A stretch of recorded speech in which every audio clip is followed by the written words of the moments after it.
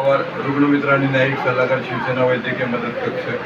माझे सहकारी नेहमीप्रमाणे आम्ही भेटतच असतो की जी प्रेरणास्थान आहेत किंवा आम्ही एकमेकांच्या सहकार्याने सामाजिक कार्याचा जो वसा घेतलेला आहे तो पुढे आम्ही चालू ठेवलेला आहे.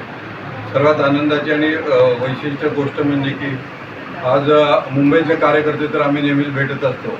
आज सन्माननीय मान्य नितीनजी शिंदे मधुतारा फाउंडेशन हे एक असं व्यक्तिमत्व आहे की ज्या व्यक्तिमत्वाला मी शोधलेलं होतं की हा माणूस खूप छान काम करू शकतो किंवा ही व्यक्ती समाजासाठी नक्कीच काहीतरी करून दाखवणारी व्यक्ती आहे असं मी ठरवलेलं होतं. त्यावेळी आम्ही एकत्रित दुसऱ्या संघटनेमध्ये काम करत होतो.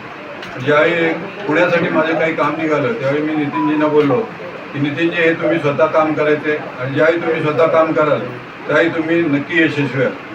त्याचवेळी पहिल्यांदा एवढा मोठा अनुभव आला. सह्याद्री हॉस्पिटलचा जवळजवळ 6 ते 7 लाख रुपयाचं बिल होतं.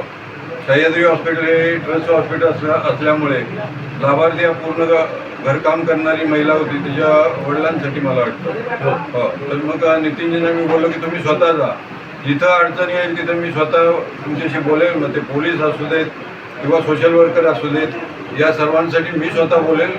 आणि त्याच्यानंतर त्या दिवसापासून आजपर्यंत जी प्रगती केलेली आहे या गोष्टीचा मला नक्कीच अभिमान आहे.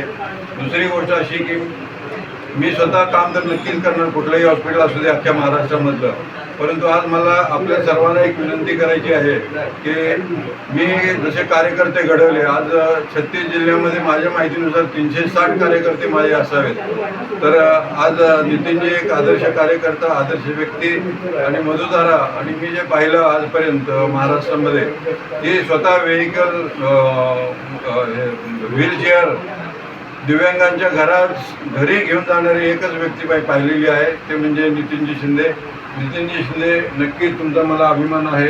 तुमच्या कार्यास माझ्या शुभेच्छा आहेत. आणि आजही माझा तुम्हाला शब्द आहे, कोणीही असेल नसेल तर मी नितीन शिंदे तुमच्यासोबत नक्की असेल. त्यामुळं आजही जे इथं कार्यकर्ते किंवा आपण लोक सर्व आहात, पिंकीताई आहेत आमच्या चांगले कार्यकर्ते आहेत, महिला कार्यकर्ते आहेत, बाकीचे लोक मला नवीन दिसत आहेत. आमचा रुग्णमित्र रमेश चव्हाण आहे. तरी आपण आम्हाला इथं बोलवलं, पुन्हा एकदा धन्यवाद.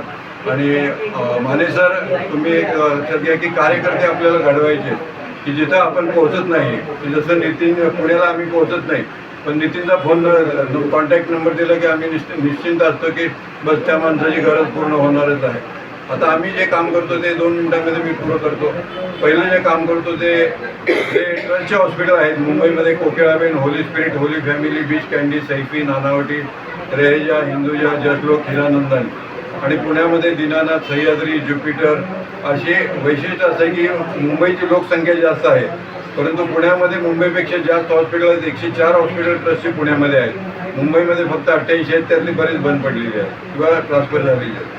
त्याने हा पहिला पार्ट संपला की ज्याच्यामध्ये ज्यांचं उत्पन्न 1,80,000च्या आतमध्ये आहे त्यांना पूर्णपणे बिल माफ होतं. मग ते कोटेशन 1,00,000, 2,00,000, 4,00,000, 10,00,000, 15,00,000, 20,00,000 कितीही असू दे ते आम्ही मार्गदर्शनही प्रयत्न करतो. दुसरा पार्ट असा आहे की रुग्ण हक्क सनद म्हणून जी सेंट्रल गव्हर्नमेंटने बनवलेली आहे ती सर्वांनी लक्षात ठेवायची आहे. कोणत्याही हॉस्पिटलमध्ये कोणत्याही कारणासाठी कोणत्याही माणसाचा मृत्यू झाला आणि मृत्यूसमयी त्याच्याकडे बिल भरण्यासाठी पैसे नसतील आणि ते बिल समजा किती 10,000 असू दे किंवा 1,00,000 असू दे, 5,00,000, 10,00,000 कितीही असू दे, त्या माणसाकडे बिल भरण्यासाठी पैसे नसतील तर ते बिल पूर्णपणे माफ होऊ शकतं. हे आम्ही जे सामाजिक जे सर्व रुग्णमित्राच्या संदर्भात काम करत असतो या गोष्टीसाठी आमचा मुख्य उद्देश एकच आहे की जनजागृती, प्रचार आणि प्रसार. शिका आणि सर्वांना शिकवा आणि सर्वांना जे शासनाच्या योजना आहेत त्या सर्व लाभ मिळू दे. नितीनजी, पिंकीताई, रमेश चव्हाण, पुन्हा एकदा तुम्हाला सर्वांना धन्यवाद की आपण इथं मला बोलवलं आणि आपणही सर्व छान काम करत आहात. खास करून नितीनजी पुण्यावरून इकडे आलेले आहेत. या माणसाचा नेहमीच मला अभिमान आणि गौरव आहे. कधीही आम्ही सर्वात कोणतीही अपेक्षा न ठेवता काम करतो पण ही व्यक्ती कुठेही काही शिकण्यासारखं असेल किंवा योजनेबद्दल कार्यक्रम असेल तर पुण्याहून आमच्या वेळेच्या पूर्वी मुंबईच्या लोकांच्या पूर्वी हजर असते. पुन्हा एकदा नितीनजी धन्यवाद. आठवणीला आमची आठवण काढली. धन्यवाद. Thank you very much.